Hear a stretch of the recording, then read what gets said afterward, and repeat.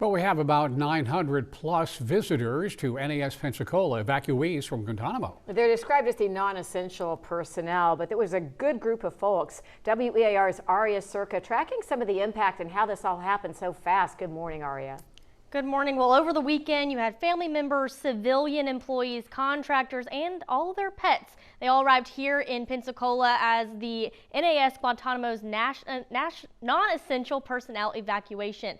Now, the base is about 200 miles northeast of Jamaica, with an estimated 5,500 personnel and family living and working on the installation. WEAR spoke with Congressman Jimmy Petronis on that movement. Right now, this is all that is expected to be airlifted out of NAS or out of Guantanamo Bay. And, there's, essential personnel that will still be on the installation, but who we've got out, we got their family members and all the loved ones, and those non-essential contractors off in a safe place.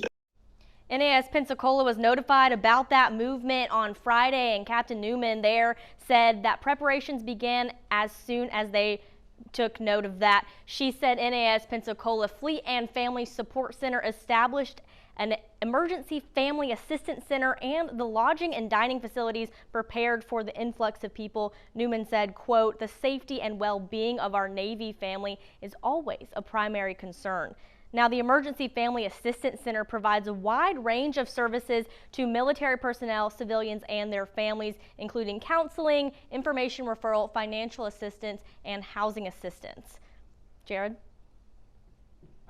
As always, a lot of our stories, we like to see what people are saying, what they think about it, including this one. Yeah, in this case, a lot of messages of hope and welcome. Courtney writing, so proud of everyone at NAS Pensacola who immediately went into action to help. This was an extremely well-run operation, especially on short notice. Yeah, she went on to say it's amazing to see how the community rallied around NAS to help. As Floridians, well, we know the chaos of a hurricane. So glad we could help our military families, get them feel welcome and supported through this storm. And Peggy shared a message that many would agree with, we think. Thank you all for your unwavering service, even without pay.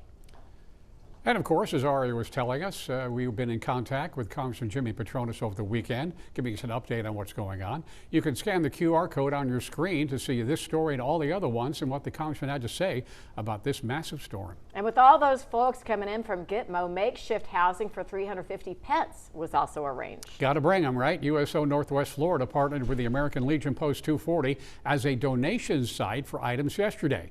They have since paused donations because they got so much. 2 truckloads already collected of unopened dog and cat food. Now the donations are paused until the USO determines exactly what more is needed, if anything else at all. They'll make an announcement if they need it, but if you have pet food that you bought, I will mention that JoJo's Paws inside the Escambia County Animal Shelter. These airborne laboratories capture critical weather information from all corners of a storm. This crisscross pattern that you see here allows for weather conditions to be sampled at different altitudes and quadrants of a hurricane. At this stage, the storm could be rapidly strengthening. Significant drops in pressure and increases in wind speed are adding stresses to the aircraft. Now, the crew can experience extreme turbulence with drops in altitude of hundreds of feet in a matter of seconds.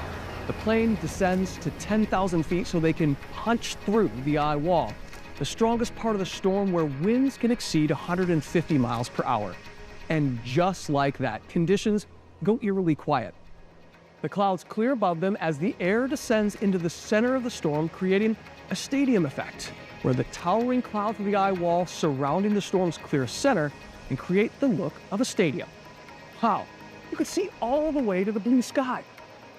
At this point, the navigator marks the center of the storm, an important waypoint for predicting the future path of a hurricane, while a device known as a dropson is released from the belly of the plane.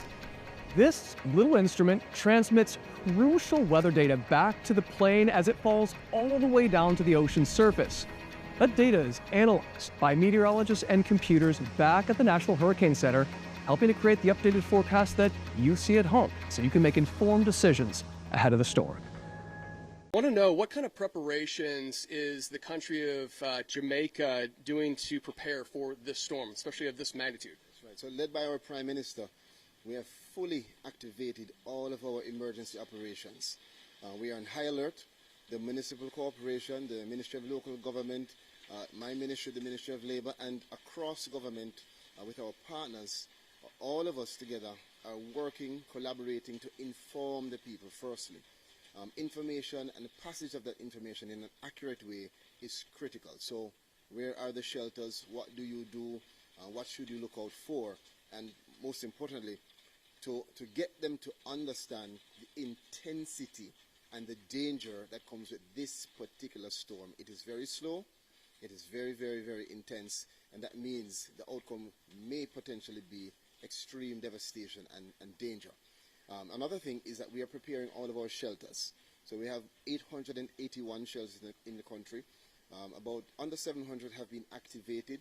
In my own constituency, which is one of the most risk averse, we have more than 300 persons in only one shelter so far, and we have other shelters in the constituency. So that gives you an idea that we are moving persons out of the communities where there have been evacuation orders, such as Portland Cottage. And I want to tell everyone who's listening, who's watching, the evacuation order is not a suggestion. It is a directive, and a directive to save your life. We have, in addition to having the evacuation order, provided assistance, transportation, food, shelter management, and whatever else that is required to ensure that those persons that are being displaced are supported in doing what is necessary now to protect themselves. I'll say lastly is that we are pulling together to make sure that we do whatever infrastructure work can be done in this short time to mitigate against what is sure to come in terms of the level of flooding that we can expect with the rain that will be dumped on the surface, particularly knowing that it was already saturated surface with the October rain. I want to ask one final question. What do you need? What kind of aid do you need going forward to actually ride through this storm? Well, to get through the storm, you know, individuals, families, of course, will need food. Water is essential. Generators and whatever else in terms of equipment to allow them to be able to operate their devices, to be able to inform themselves and look and check on family members and community members.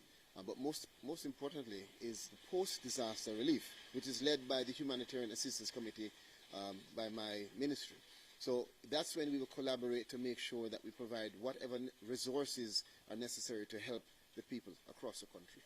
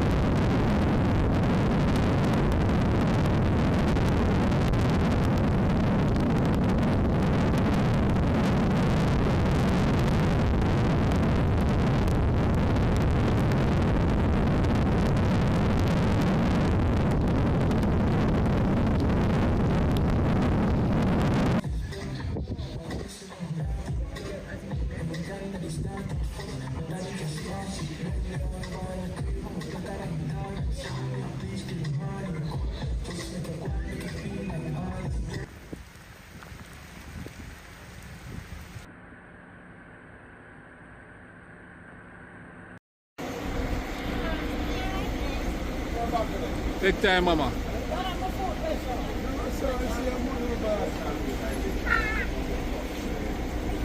Hey, when we just going up. Who are you know? Who are you know? You never know.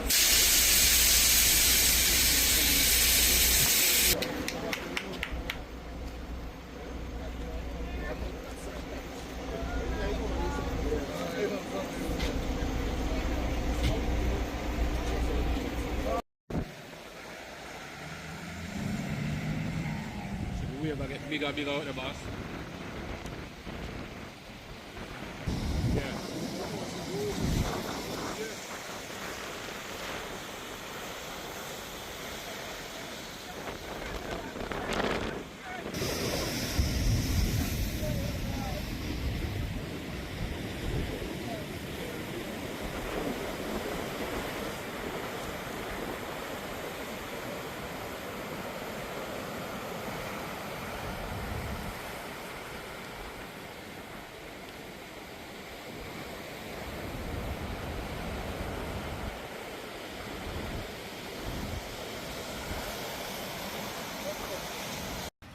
All residents of Old Harbor Bay, you are asked to evacuate to higher ground.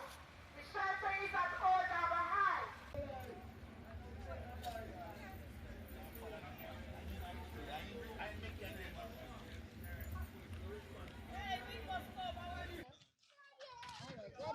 Yeah man, thanks.